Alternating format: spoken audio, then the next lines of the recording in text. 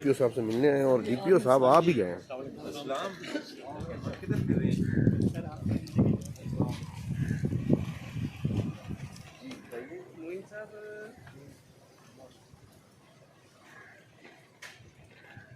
अच्छा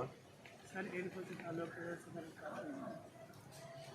sir property मेरी नाम जिन्नत ताजी मेरे वाले साहब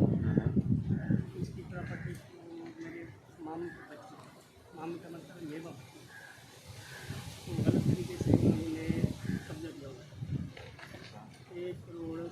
लाख लेकर और दूसरी प्रॉपर्टी मेवा भट्टी और पक्का मेरी माँ के मामू कम से कम 9 बीघे ज़मीन 6 बीघे मामे की है 3 बीघे मेरी माँ खाल रखी है। अच्छा मैंने 6 कनाल का इंतकाल दिया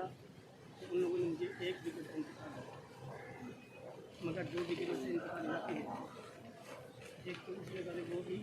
पकड़ नहीं गई किस एरिए में ग्राम। अच्छा दूसरा है कि 6 कनाल इजाफी मेरी आ रही है दोबारा। अब उनका मैंने तकाजा किया केस पूरा करा और ज़मीन देने से खरीद के देते